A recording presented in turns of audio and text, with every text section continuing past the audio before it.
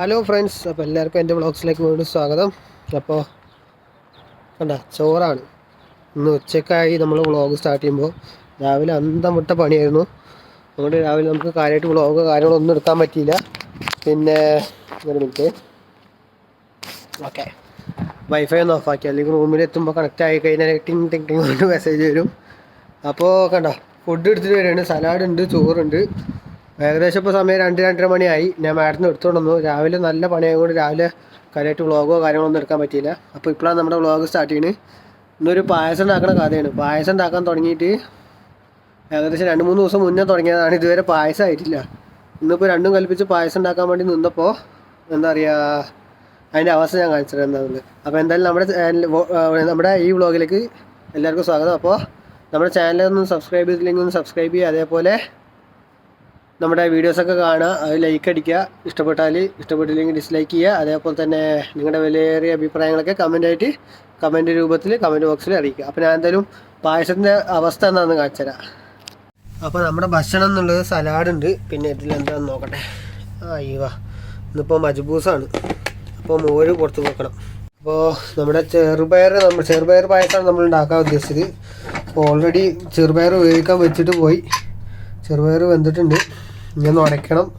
അതേപോലെ കണ്ട് അടുക്കള കിടക്കണ പോലെ കണ്ടില്ലേ, അതായത് വെല്ലം, നമ്മുടെ ശർക്കര, എന്താ ഓരോ നാട്ടിലും ഓരോന്ന് പറയാം. അത് പോകും ഒരു മിനിറ്റ്. ഓക്കെ, ശർക്കര മെൽറ്റാക്കി വെച്ചിട്ടുണ്ട്.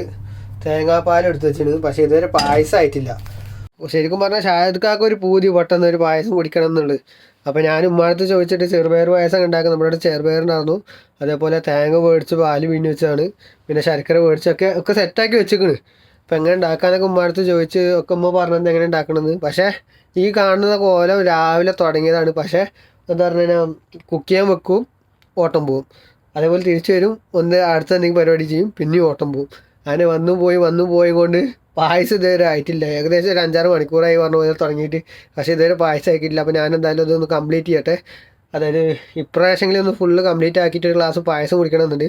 അപ്പോൾ ഇതൊക്കെ ഒന്ന് സെറ്റ് ആക്കിയിട്ട് നമുക്ക് പായസം കുടിക്കണ ആ ടൈമിൽ ഞാൻ നിങ്ങളെ കാണിക്കാം. പായസം ടേസ്റ്റ് ഉണ്ട് ഉണ്ടാക്കിയത്. ഞാൻ ഫസ്റ്റാണ് ട്രൈ ഉണ്ടാക്കുന്നത്. അതായത് ഫസ്റ്റായിട്ടാണ് പായസം ഉണ്ടാക്കുന്നത്, അതും ചെറുപയർ പായസം. അപ്പോൾ നമുക്കൊന്ന് ഉണ്ടാക്കി കഴിഞ്ഞിട്ട് ഒന്ന് പായസം ആക്കട്ടെ, എന്നിട്ട് നമുക്ക് വരാം.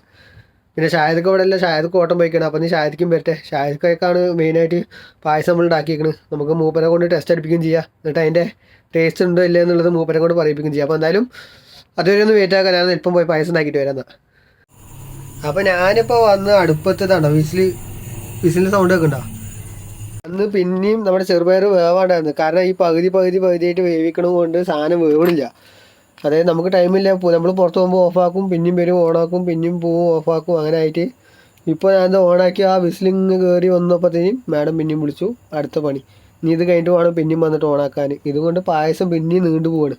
ഞാൻ ഭക്ഷണം കൊണ്ട് കഴിക്കാനാണ് പായസത്തിൽ നിന്നത്. പക്ഷേ ഇത് ശരിയാവുമോ തോന്നുന്നില്ല. കുറച്ചും കൂടി വെയിറ്റ് ചെയ്യേണ്ടി വരും നമ്മുടെ ചെറുപയർ പായസം നമ്മൾ കുടിക്കണമെങ്കിൽ.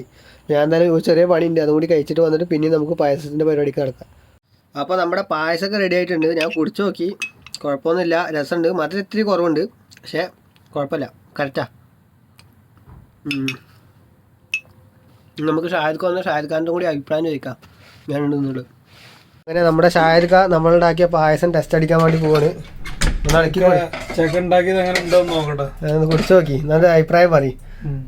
എന്തായാലും കുറച്ച് ദിവസമായപ്പോൾ എൻ്റെ പിന്നാലെ നടക്കണം. കണ്ടിട്ട് അടിപൊളിയാണ് കേട്ടോ.